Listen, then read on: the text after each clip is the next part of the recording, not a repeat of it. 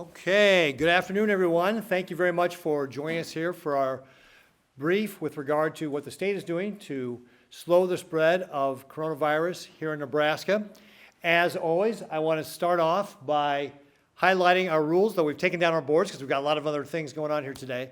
But again, want to remind Nebraskans we're on day 12 of 21 to stay home, stay healthy, and stay connected.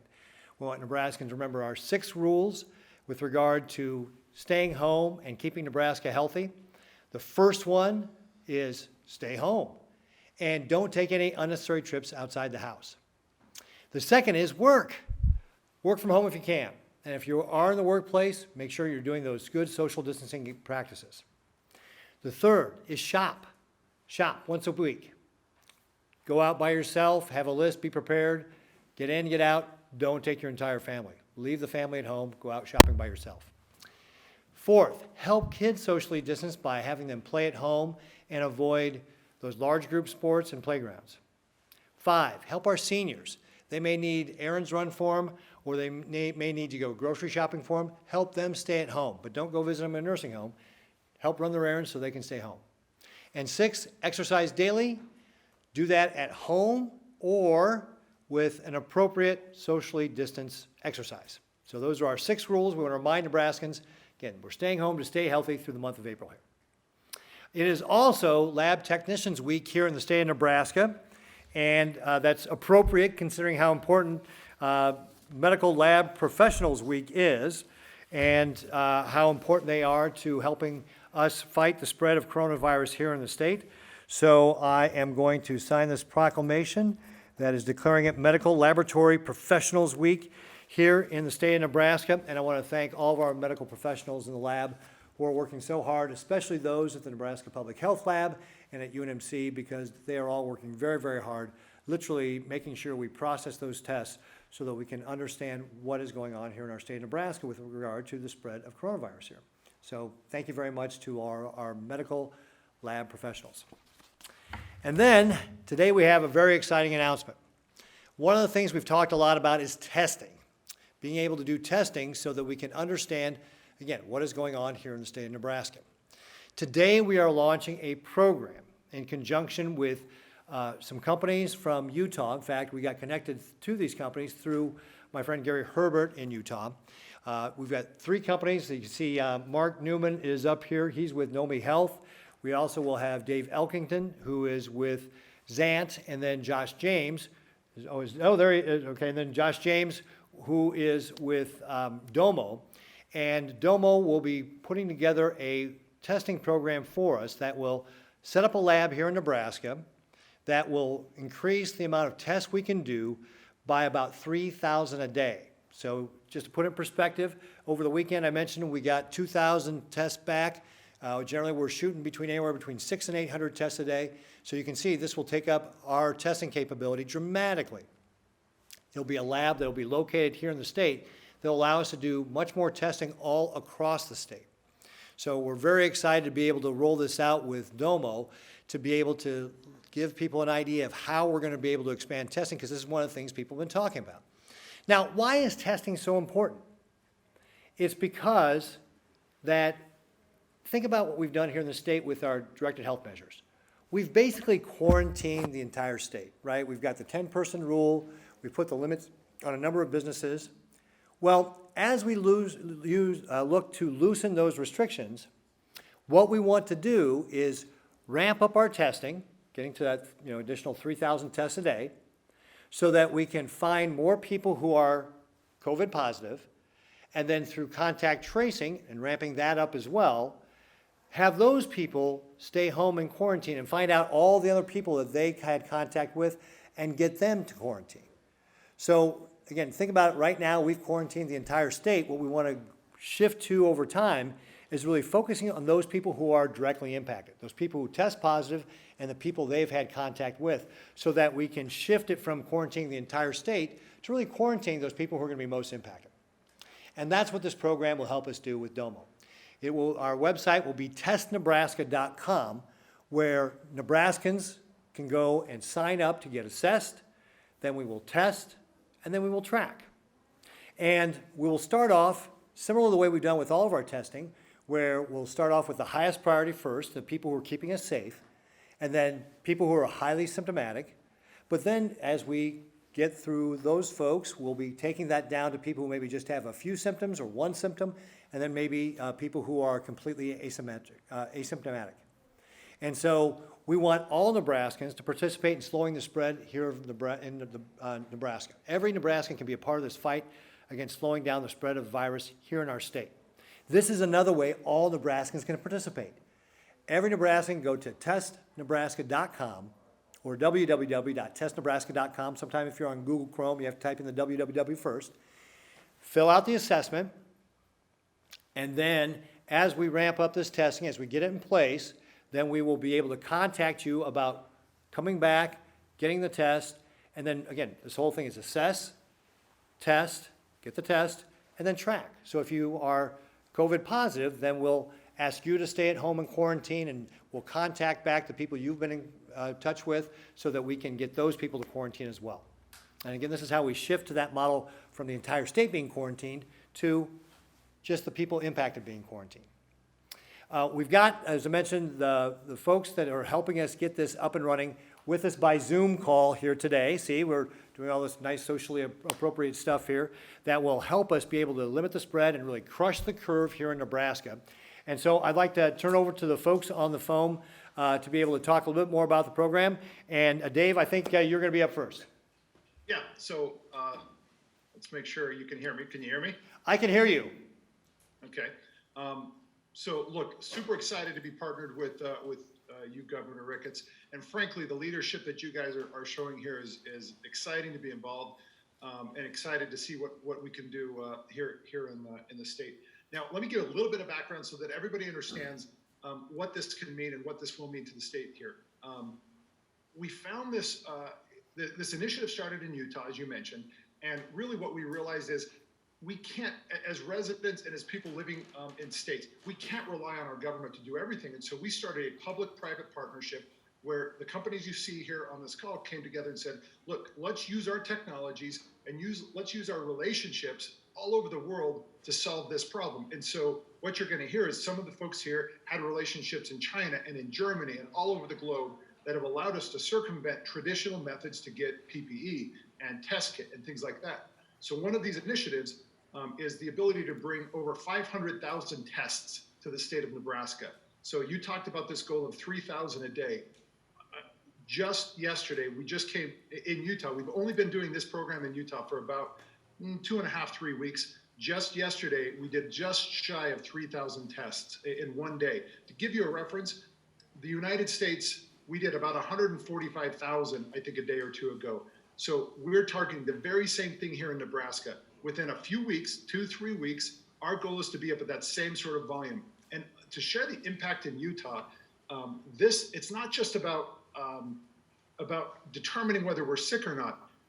And look, you referenced this, Governor Ricketts. This is about getting our lives back and confidence that we're healthy. Let's get back with our families. Let's get back to work. Let's get back all the things that can be normal. I think we're all tired of being in our homes and not being able to be social and interact with our grandkids and things like that. This program is designed to completely crush the curve, let everybody get back to work. So there's 3 phases. There's going to be a short-term phase, as you just discussed, where all of the caregivers, first responders, they're going to get tested, and then we're going to work our way down the severity of symptoms. That's kind of a first acute phase. Right after that, it's this let's get back to work phase. So we need to make sure that anybody who are symptomatic have the ability to have access to testing. And then there's going to be a long-term phase where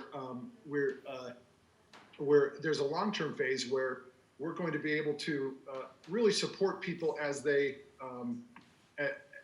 trying to get back to work over the next 12 months. Because remember, there'll be flare-ups. Go ahead, sorry. Asymptomatic people. Exactly. So that's what this program is all about. Now, Mark Newman's going to share some of the specifics of exactly how this is going to work so that everybody can get a sense of what the program is. Yeah, thank you. Thank you, and it's an honor, Governor Ricketts, to be part of your program to help keep Nebraskans safe here. And I'll talk about how the program works Always, so as the governor mentioned, it's a three-part system: assess, test, and track. And we'll call it track, not only track, but track and support and engage. Through testnebraska.com, you'll have assess. That's where you go first to think about how do we engage as a state to understand what's going on, where, and how people are feeling. So it asks you to self-report on your general health. It's a critical step. There are 1.9 plus million Nebraskans, and everyone should participate here. The results of the assessment allow the state epidemiologist and the Department of Health to understand the health of the citizens and where to set up tents, in what order, and how many to set up. This isn't meant to be a one-time thing. If we're going to get back to living life and getting back to work, we need to empower ourselves with data and on an ongoing basis engage with the state and engage with our community to make those we go through the assess. From there, we go into test. Approaching this problem, we felt that kind of traditional healthcare delivery models were just that, very traditional. And so we really took an approach here to open source healthcare. So it'll be set up in different locations over the next 2 to 5 weeks across the state, and that's from the assessment guiding where they need to be. We have open sourced our approach to be having multiple sample and transport kits, multiple extraction kits, and multiple test options, and be able to run in any typical lab that the state can provide with us. So the data collected through the assessment will identify the priority for these test sites. Like we said, first responders. We think that is the people that take care of us, the people that raised us, and the people entering into the world, filling in other groups behind all of that. From there, it's what we've done in Utah is we've been able to go from symptomatic assessment to population sampling. And you'll see this evolve as we go from a small number of tests per day to a greater number of tests per day. Where you can start understanding the asymptomatic people that want to get tested, people that might have been exposed. All of these pieces help us get back to living life. From there, after testing, we track and more importantly, engage. So the assessment that Nebraskans participate in is actually not just a one-time piece. You have 2 to 3 questions to understand how everyone is doing. It automatically starts scoring and prioritizing on the first wave. But the check-in process and the follow-up process will be key to, again, how we get back to living life. There'll be 2 to 3 questions to understand how everyone is doing. Think of them as like mini well-being checks. They'll guide you on proper steps to take next, and this is all critical to building confidence back into it. So for instance, you might feel great one day, your symptoms might change another. Your symptom might have had symptoms, now say you don't have symptoms. And all of this coming together from assess, test, track, and engage really helps drive our ability to tackle COVID and what it's done to our states, what it's done to our communities, but more importantly, let's get back to living life. Great. Hey, thank you very much, Mark. Is that it, Mark? Are you done? Yep, that's it. I was going to pass over to Ryan. Right, thanks.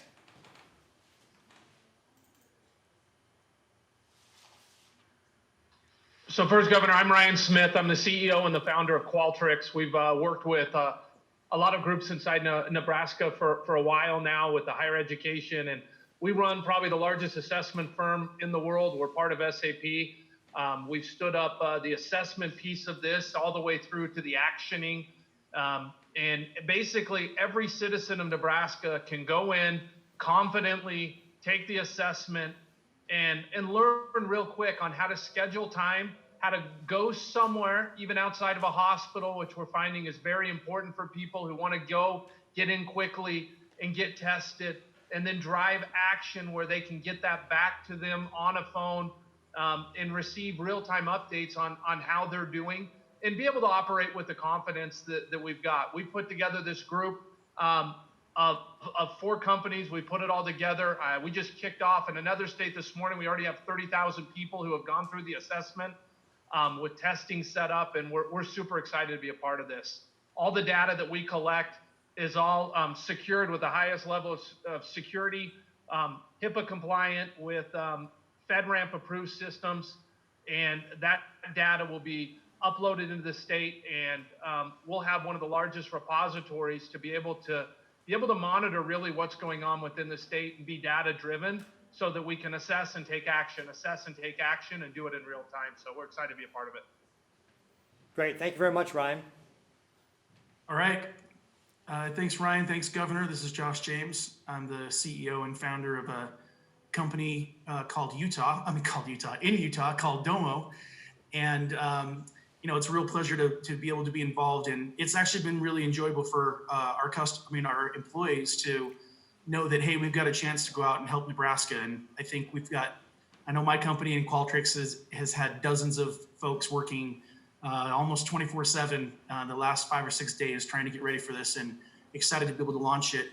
As I think one thing that's really important to note here is this testing is free. So the state and the federal government have figured out how to take care of the fees so that to all Nebraskans that go through testnebraska.com, they're able to go and take that test for free. And for me, it's crazy time for all of us. We all want to get back to work, but in order to do that, we need data, we need information. And my company provides that data and that information. And working with the governor, we're providing a crisis command center that brings in all the data associated with testnebraska.com and other information that the state has, bring that together in a command center so that there's real-time information about what's taking place. And so, as this was taking place in my own life, my daughter was in France, and she came back from France, and there was a big breakout in her area. And so we had to isolate her, and I couldn't get her tested. For weeks and weeks, I couldn't get her tested. And I've got a 75-year-old, very high-risk father with heart attacks and high blood pressure. He's here at our home, and then I've got an infant. And so the consternation around her not being able to get tested, I didn't even realize how much frustration and pent-up energy there was around that until she got tested, and we got the answer back, and it was negative. So this information is really helpful and important to get that information, the assessment, and also the information once you get tested. And I'm excited also to work with the governor on launching their campaign for the Test Nebraska Challenge. So it's going to be really cool. Governor Ricketts has posted a video. Well, he's created a video and posted a video on his social media account, and he's going to tag 5 friends. So the president of the University of Nebraska, Ted Carter, the CEO of TD Ameritrade, Steve Boyle, Senator Deb Fisher, CEO of Union Pacific, Lance Fritz, and U.S. Olympic gold medalist Jordan Burroughs. So you're going to see a great video that comes out challenging the 5 of those to see if they can tag some of their other people in their networks. And let's see how we can spread this throughout Nebraska, because we need the awareness. And we've seen in Utah, we had over 50,000 people the first day come to the site. Iowa has already beat that in just a few hours, and I have a feeling that with Governor Ricketts' personality and influence and how Nebraska can get after this, that we can exceed even those numbers. So let's get rolling. Let's get Nebraska back to work, and thank you, and I'll hand it back to Governor Ricketts.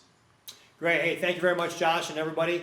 These are all companies a part of the Silicon Slope in Utah, and we really appreciate our friends in Utah reaching out to be able to help us here. So thank you very much for helping us get going with this. We're really grateful. And as was kind of indicated in their remarks, the plan is for the next 10 days to be able to get this set up here in the state of Nebraska. In the meantime, asking people to be able to go to the site, testnebraska.com, to get the assessment, start pulling people together. As Josh mentioned, we want to do a challenge around this, and it's going to be hashtag #TestNebraskaChallenge. We want people to go out, challenge their friends, fill out the assessment, get 5 other people to do it. Josh mentioned that I'm going to be doing that. I will let you know Ted Carter has already filled out the assessment, so he's already on board, our president of the University of Nebraska, and we want to get other people to do the same thing, to go out there and really make sure that while we're getting this set up over the next 10 days, we really get a start on a good database of people who are filling out that assessment. And then, as indicated, we'll start following up with people to be able to get them in and get them tested. Ultimately, in about 5 weeks' time, we expect to be up to about 3,000 tests a day. And so we'll set up those testing tents across the state. We'll make sure that we, again, focus on people who are going to be protecting us first, and then with the most highly symptomatic people. But as was described, we will start moving down that list till we get to asymptomatic people, and really can be testing generally in the population so we have a good idea of what is going on here in the state of Nebraska. And again, it's the assessed, then the test, and then the tracing. Making sure we go back to everybody that has tested positive and have them quarantine and isolate, and then go back to all the people they've been in contact with and get them to quarantine as well, so that we can really slow the spread of virus here in our state. and to that point, keep people healthy and make sure we're getting back to work. So that's the program that we have here with regard to this. We'll come back. You all stick around here for a little bit because we're going to do some Q&A in a minute. But I got some other things I got to hit upon first because one of the other things that we've got, and we got it over here. So we've got our new dashboard up for the state of Nebraska. And what I'd like to point out as new is we're tracking some of the stuff we traditionally track there with regard to the number of cases, the overall number of tests, and so forth. But next to it, we've added a new feature with regard to hospitalization rates.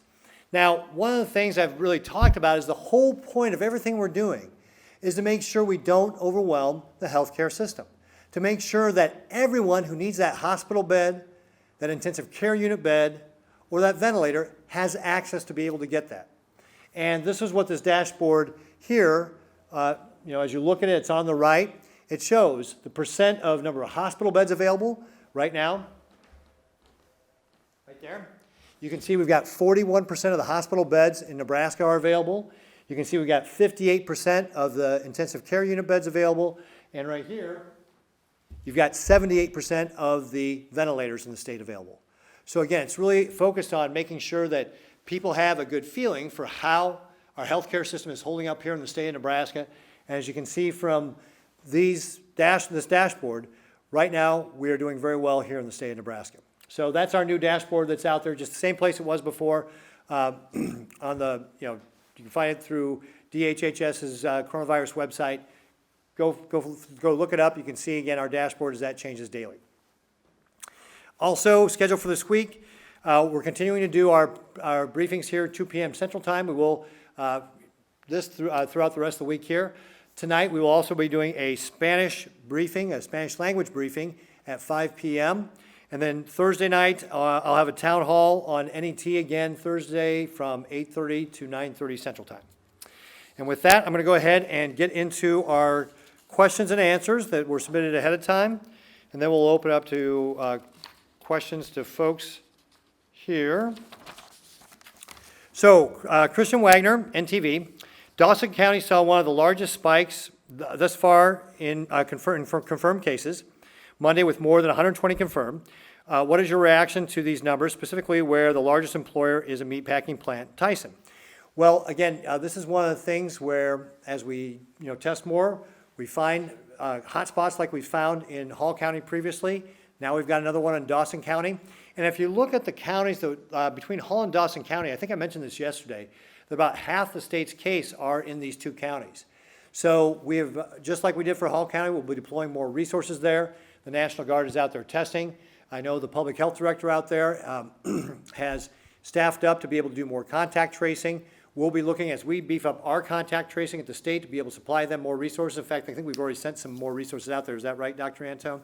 Yeah, so the state sent some more resources out there as well. And again, this is getting back to one of the reasons we're doing the Spanish language press conference this afternoon is at the state to do a better job reaching out to those communities where English is a second language. So to make sure they're getting more information, accurate information, and so forth. So we're going to continue to manage the situation just like we managed the one in Hall County. In Hall County, again, Hall County has got the most cases we have in the state, and Dawson County is, I think, number 3 now. And but we've managed the situation in Hall County where everybody who's needed that hospital bed has been able to get that one. In fact, in Hall County right now, they've got roughly 140 hospital beds, 34 COVID positive patients out of a total of about 70 overall patients.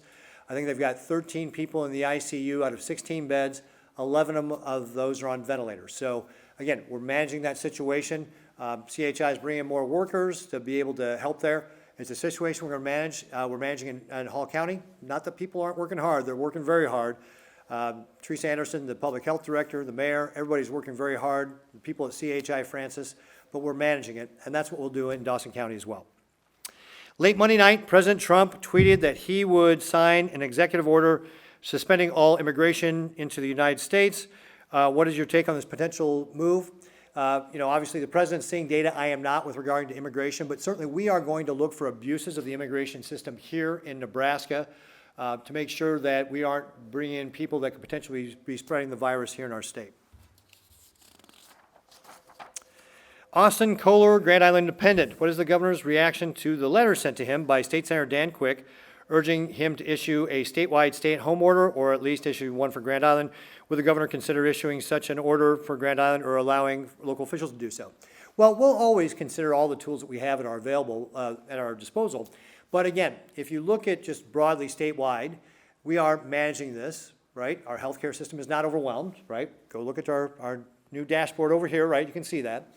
And specifically with regard to Grand Island, as I mentioned, we're managing that as well. So what we need is to make sure that we're doing a better job, and this is why we have our Spanish language broadcast tonight. We're to do a better job reaching out to those communities where English is not a first language and make sure they're getting the right information about doing all the social distancing things that other people are doing that have been working to be able to slow the spread of virus here in our state.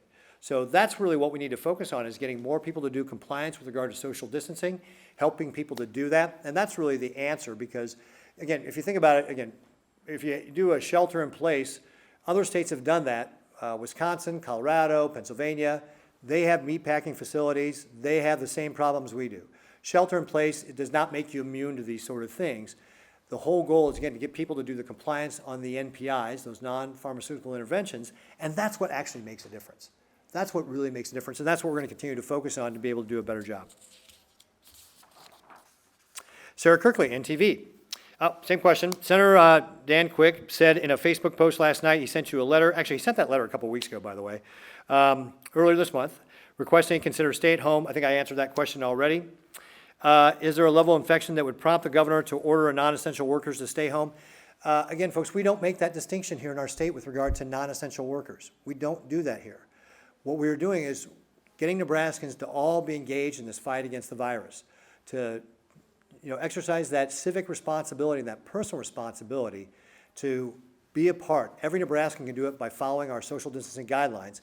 And again, when we're talking specifically about some of our food processing facilities where we have large number of non-English speakers as their first language, we need to do a better job of reaching out to them. With the governor let us city-specific enact stricter decisions. And again, the state is the one who makes the ultimate decisions on this, so that's what we'll continue to do. Mark Baumert, KSNB. It has been reported that 237 coronavirus cases are tied to the JBS plant in Grand Island. Are you going to call on JBS to close the plant, and why or why not? No, actually, Mark, we are actually working to keep the plant open. These food processing plants are incredibly important to our supply chain here in the United States. Imagine if we closed them in Nebraska and they closed them all over this country, the riots that would happen across this country as people would not be able to get access to food. I mean, think about I don't think people, when they suggest closing these places down, understand what radical solutions they're actually proposing and the ramifications of what those actions would mean. So we are working to keep these plants open. As I mentioned, we have now set up, starting last week, a weekly call with all the food processors, seeking to get their feedback, but also working to get best practices throughout all the plants. We talked about how Shelley Sweethelm is going out and visiting these facilities to help them do a better job. We talked about what we're doing to do a better job communicating out to people whose English may not be their first language. So these are the steps that are actually going to make a difference in making sure we can manage what's going on in our food processing plants. And it's so important that we keep these plants open so that we maintain a strong food supply chain here in this country. This is how we feed our state. This is how we feed our world. And the ramifications of not doing that are more dire than you can even imagine what would happen here in this country. I mean, just think about it. If we could not feed our country, what would our cities look like? So it's absolutely important that we continue to work to keep these facilities open. Taylor, where'd you go? Yeah. All right, we have several questions. The first is from Don Walton. What's your reaction to the apparent delay of the Nebraska crossing opening? So Don Walton from the Journal-Star asked, what's my reaction to the apparent delay of the Nebraska crossing opening? Again, folks, we never asked anybody in the retail sector, with a few exceptions we put in our directed health measure, to shut down. It's really up to every individual business to make that decision. So if that's the decision they're making, I support them what they're doing. We didn't ask them to close. We didn't ask them to reopen. That really is up to them. And again, what we're saying to retail establishments is you can be open, but make sure you're following those social distancing guidelines. Again, making sure you don't have too many people in your store. You're keeping them 6 feet apart, right? This is what the big box stores have done in Omaha to be able to successfully be able to manage that situation. So we're asking all retailers to do the same sort of thing. Allison Wallenkamp from NIT wants to know what happens to the health data that's collected through this testing process. Do companies own it? Will it be sold or provided to other companies? Yeah, so the question, and Josh, this might be a good question for you. I'm glad you're still up on the screen. I don't know if you could hear that question, is what's going to happen with this data? Obviously, we at the state of Nebraska will use it to help manage the overall response to what we're doing to slow coronavirus here in our state, to be able to do that assessment, start the testing, do the tracking. But the question, Josh, was then, will these companies own the data to be able to buy and sell the data, and so forth? And I know you talked, we had a little bit of question about the security, but talk a little bit about what the companies do with this data. Yeah, so Ryan touched on this as well, but the companies are just acting on behalf of the state of Nebraska as agents. So the data is all, excuse me, the data is all stored in an encrypted state. We don't have access to that data. It's the state's data, and we're just the agent that passes it through to the state and then exposes it to the state. But it's all HIPAA compliant. It's all, all the person identifiable information. We're complying with all of those rigors as well. So it's the state's data and it's the individual's data, and that's it. Ryan, did you have anything you'd like to add to that? Yeah, this all sits within the state's environment. Everything's encrypted and it's completely owned by the state with the sole purpose of the state's usage. No one on the Qualtrics side, no one on any other side outside of the state will touch it or has any other use for this. This is for the state to be able to mobilize, assess, and take action as fast as possible, and be able to catch any trends or anything we're spotting from a geography standpoint. So that's the purpose of the data, and it's working really well.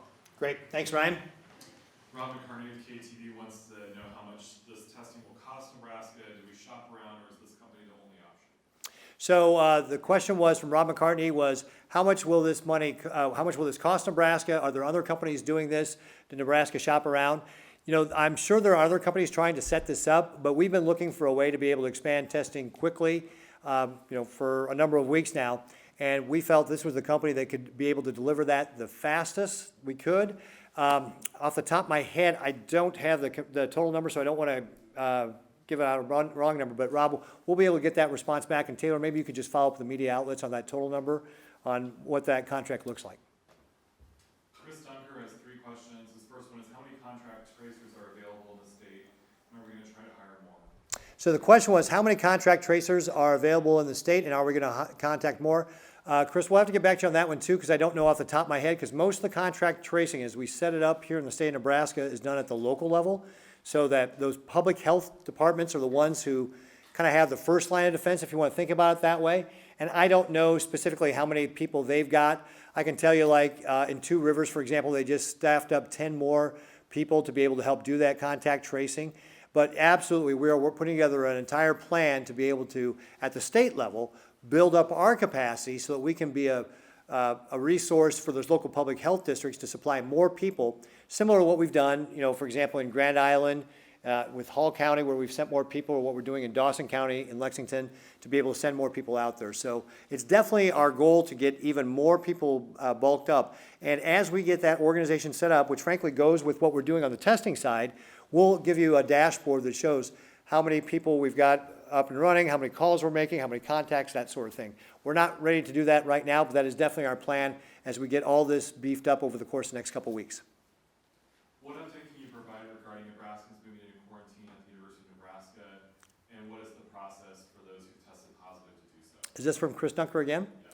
So the question was about what is the update with regard to people who want to move into quarantine at the dorms we've set up at the University of Nebraska, and what is the process? Right now, we actually have not had anybody who's qualified or has accepted. So right now, we still don't have anybody who's moved into any of those dorm rooms at any of the campuses at the University of Nebraska. And that is all being handled by the public health district. So if somebody feels like they are somebody who would like to quarantine in one of those dorm rooms, reach out to your local public health department. They'll work with you to make that assessment and see if you qualify. Matt Wiesner from NTV wants to know if we're doing anything to ensure that nursing homes are following the new guidelines the President and the White House put out recently for student staff. So Matt Wiesner from NTV wants to know if what we're doing with regard to nursing homes and making sure they're following the guidelines the White House has put out.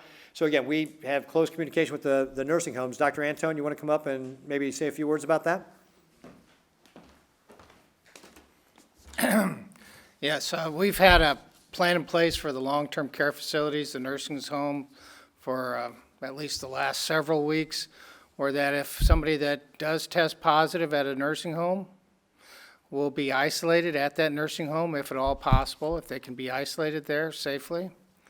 And then we will, obviously, if things do get to the point where they can't be isolated there, or there's a breakout like happened in Blair, or again in Callaway County a couple of weeks ago, we have mechanisms in place for them to go to the hospitals that we set up for this type of situation. St. Elizabeth's Hospital in Lincoln, and Midlands Hospital in Omaha.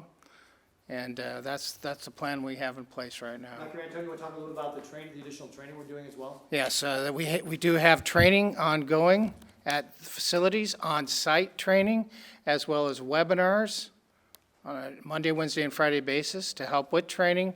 So the staff are trained on how to do isolation, quarantine techniques, place their own personal protective equipment on, how to don it, how to take it off safely, how to use it. So all that training's in place right now.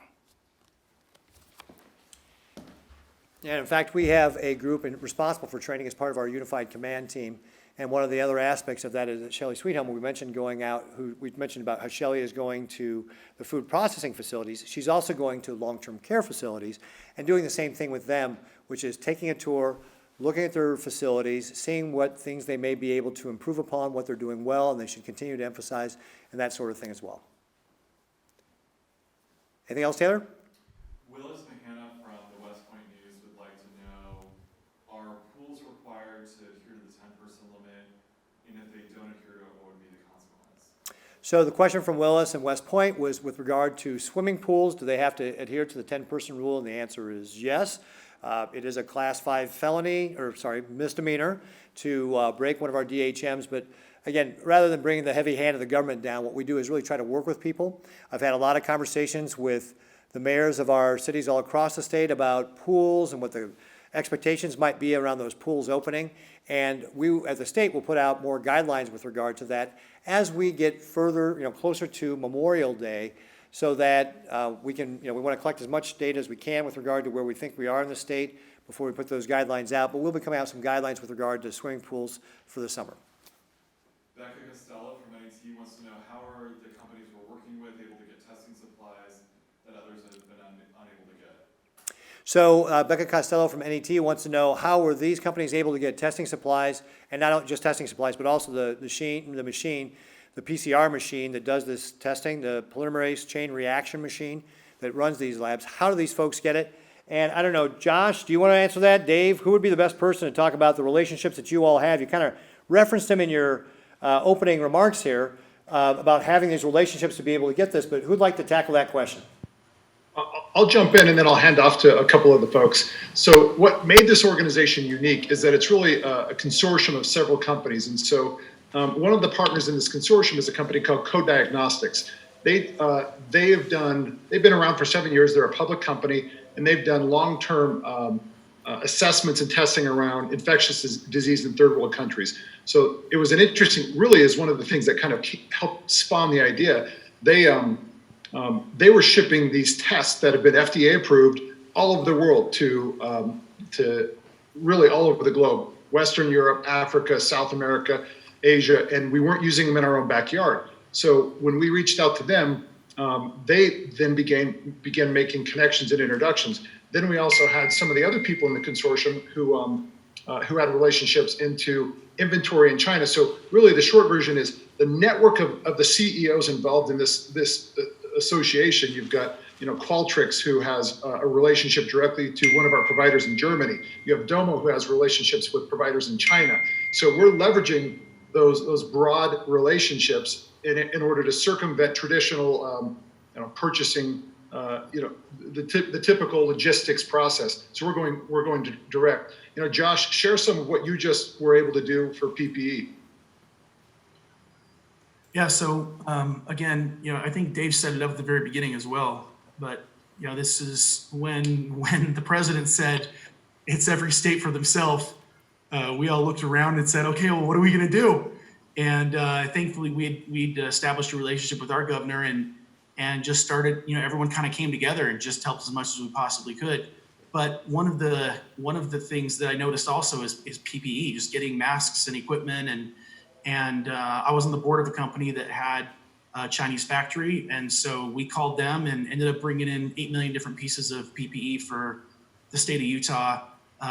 Utah paid for it, but we facilitated it all and actually, got it delivered, which was in this day and age a monumental task. So yeah, it's just really been about the partnership, and we're seeing it already.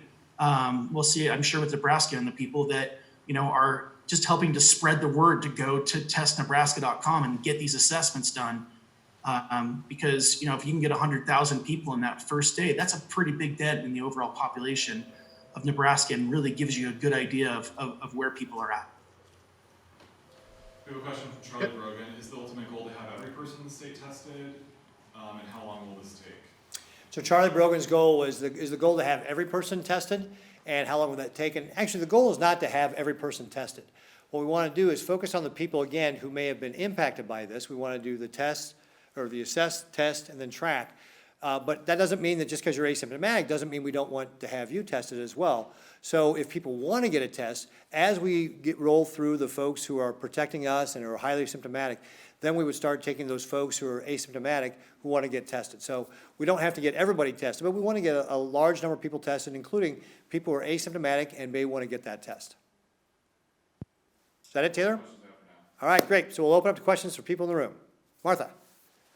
Okay, I'd like to see if I understand this whole process. So you're asking people to go to this website, take this assessment. They may have symptoms, they may not have symptoms, but then the testing would not be available for another 5 weeks or so.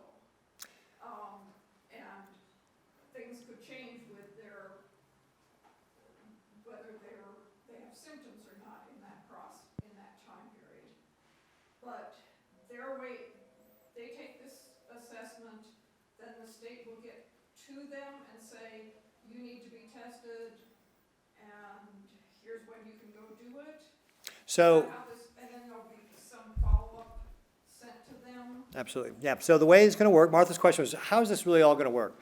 So again, we want everybody to go to the website, testnebraska.com, fill out the assessment. Now, as you fill out that assessment, if you are experiencing symptoms like, say, shortness of breath, fever, coughing, it directs you immediately contact your healthcare provider. You need to get care right away. So for those folks who are highly symptomatic, it is not asking them to wait until they can get tested.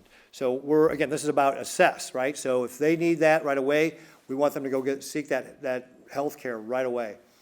The idea is, though, is you start collecting the database of all the people in Nebraska who are thinking about getting tested, give them their assessment, and we'll do that over the course of the next 10 days. So we think that the testing will start in about 10 days, so not 5 weeks.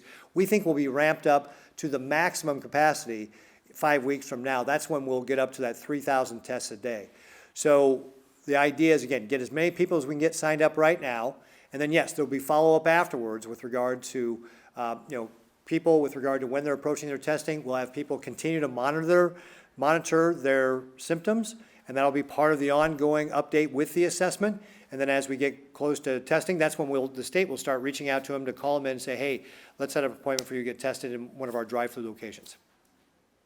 Yeah. Will this be just one location, or will there be various locations throughout the state? So the question was, will there be one location or various locations throughout the state? And we'll be doing this testing all around the state. Andrew. What if you don't have how do you sign up if you don't have a computer? So the question is, how do you sign up if you don't have a computer? And a lot of people have smartphones nowadays too, so you can use your smartphone to get on. If you've got a web browser there, you can sign up that way. And for those folks who don't, there are other resources out there available, and we'll look to find, again, we can't let the perfect be the enemy of good here, right? So we want to get the majority of Nebraskans who are able to access this, but as long as you can, you've got an email address and you can get access to a computer, you'll be able to do this. And I know, for example, it's one of the things a lot of our school systems have been very focused on right now is making sure for those families that don't have that internet access to be able to get that to them. we'll have to come up with other solutions down the road to be able to help those folks who truly maybe don't have a kid at home and you still don't have internet access. We'll have to come up with other solutions to be able to do that. And Josh, maybe this is one of the things that you guys have kind of tackled in Utah you could help us with. Yeah, I couldn't hear a little bit of that. The question is, what happens if you don't have access to a computer, you can't get to the website, you don't have email? How do you get tested? Josh, I can address that. So, yeah, Governor, so this has been an issue with several states that are exploring this program. One of the options, and we still are working through this, I mean, think about this partnership really as a startup, and we're partnering with the state, and we're evolving, and we're learning very quickly. One of the options is we do have a call center that's associated with this, so people are inevitably going to have questions and not know what to do. One of the options, and we haven't sorted through this, is we could also have a call center support, basically an assessment process as people call in who don't have access to the internet. But this is all, again, we're moving very quickly and we're evolving. And frankly, we want the state's feedback. So we'll evolve this and iterate this as we learn more. Yep, so I think it gets back to, again, we'll focus on, again, getting the most number of Nebraskans we had signed up right now. And as we look at other populations that maybe don't have that internet access and how many people that actually is, then we'll work to be able to expand and find solutions, kind of as Dave was suggesting, maybe a call center. Yeah, Lee. In regards to, I believe someone mentioned that this would be free, so they do they go on the portal or whatever it is, and they fill out the assessment, that 10-day span, that's when those become free, those tests, when they're directed to go to the healthcare provider, I'm assuming those are the times in which they would still have to pay, so is there a way that people should have to wait to get it free, or is it, go to your healthcare provider right away? Well, again, depending on your symptoms, if you have the symptoms right now, you should go to your healthcare provider. And again, as far as the test, nobody's going to pay for these tests, right? All the insurance companies have said they're going to cover the cost. Medicare is covering the cost. Medicaid is covering the cost. These tests will be provided by the state. They're going to be free. So all these tests have been free. In fact, I think if you look at most, again, the government programs, they're going to cover all the costs of the care. The insurance companies are covering the cost for the COVID-related care. So nobody needs to be concerned that they cannot afford to pay for this. Everybody will be tested. Everybody will be cared for. Yeah. How many tests have been done in Utah and how many people have taken the assessment? So that's a great question, Dave. How many tests have been done in Utah and how many people have taken the assessment? So through this program, we're over, it's 80 or 90,000 people have taken the assessment. And also through this program, there's been about 9,000 people who have gone through the full testing process. So it's roughly a 10-to-1 ratio between completed assessments and completed tests. Currently, our rate of testing, just so it's very specific, remember, this is only 2.5 weeks into this program. We're doing a roughly 2,500, maybe as much as 2,800 daily tests right now through this program. John. Obviously, we're getting closer to May where you're going to have some decisions to make on loosening restrictions. How much does this new Test Nebraska factor into what you're going to decide to make? Well, again, it kind of gets back to what I was talking about before. So the question was, how much does the testing factor into our ability to loosen restrictions? The big key we're looking at, of course, is the hospital system. And again, I'd reference you over to our dashboard over here. The real key is making sure that everybody who needs that hospital bed, that ICU bed, or ventilator has access to it. So that's the real thing we're keeping our eye on the ball with, is make sure we don't overwhelm that. So we can do some of these initial things like we did yesterday where we said you can start planning for electric surgeries May 8th. We can start loosening up some of these restrictions, but where we want to, as we start loosening these, what we're going to do is phasing in this testing and the tracing. The tracing goes along with it, that's important as well too, to make sure, again, as I said, think about it now, we've kind of quarantined the entire state. What we're going to be doing, we're going to transition to is really focus on those folks who have been impacted. So as we do the testing, we find the people who are actually COVID positive and trace back all their contacts, going back for the last couple of weeks to see who they've been in contact with and asking those people to quarantine. We'll actually flip that model from quarantining the entire state to quarantine just the people who are impacted by COVID. We have a couple questions from Julie Anderson. I'll go over here first and I'll come back to Julie. Go ahead. Couple of questions. Is this company or group working with any other states? And this being such a good thing that we're hoping will slow the curve, how are we able to leverage that relationship with them? So the question was, is the Silicon Slopes companies, are they working with other states? Obviously, Utah is one of the other states. I believe Governor Reynolds from Iowa announced that she is kicking off her program with these companies today as well. And I would say that, how we're able to leverage this is just the relationship I have with Governor Herbert in Utah and reaching out. One of the things we've done, look, I'm a big believer in stealing other people's good ideas. So as we've looked around the country, I've reached out to various governors and have phone calls with them and so forth about, hey, what are you doing in your state? What's been effective? And when, again, talking with Utah, this is one of the things they were doing that we became very interested in to see how we would be able to use what they're doing there to help us here in Nebraska. And so that's how that, it was just through the relationships that I have with other governors that we came across this. All right, now we'll go to Julie. Julie Anderson, World Herald. I want to know what kind of testing will be used through the new program. Is it RT-PCR or antibody testing? And how accurate are these tests? So the test will be PCR, and so just, the polymerase chain reaction test that is pretty standard, and these will be as accurate as those tests typically are standard. So again, we're expecting they're going to be in industry standard with regard to how many, if you do get false negatives and so forth, it'll be industry standard. Are the tests going to be run in labs here in Nebraska, point-of-care machines and tents, or back in Utah? So the question was, how are these going to be run? The lab tests themselves, so obviously the idea is to set up drive-in places where people can drive up, get the swab. We'll send those to a lab. That one of the things that the companies are doing are going to set up a lab here in Nebraska with the PCR machine so that we can do that testing here in the state of Nebraska to shorten the time frame for us to get those tests turned around. Becca, NET has another question. She wants to know. Why are we letting all the people text in these questions, Taylor? That's a lot of questions coming from online. She says if max capacity will be ready in 5 weeks, what will the capacity be when it starts on day 10? So the question from Becca NTV was, hey, if the max capacity is in 5 weeks, what will be, when we first get it up and running? And I think that just depends on a lot of how many people, go to the website and fill out the assessment so we know where people are and can set up that appropriately. So I can't give you an answer right now with regard to what that would be. But you know what? You've got experience in Utah, Dave. So on your first day, how many tests did you guys run? So we did a soft launch where we didn't announce to anybody. We just wanted to work the kinks out of the process in the system, and we had 120 people just through kind of the network find their way to the scheduling and completed it. Do you have an idea of what we might expect here in Nebraska on our first day? Mark, let me jump answer. let me jump in here. So, and this goes back to why and how we were able to go and do this. So each tent that gets set up by having the assessment go into self-scheduling, go into when you show up, it scans a QR code and goes through, actually enables about 500 people a day to collect samples. Traditional like tents in other states or other healthcare systems take about 100 to 200 a day maximum. So that opens up a lot of access to people across Nebraska.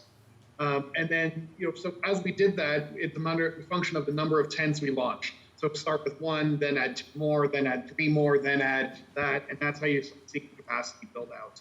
Yeah. And one last piece, just to one of the previous questions about how we're able to do this. This is a dynamic where, and it went back to the last question on PCR testing and the point of care machines. What we found was a lot of those machines came with the machine, but not the cartridges to actually run the tests.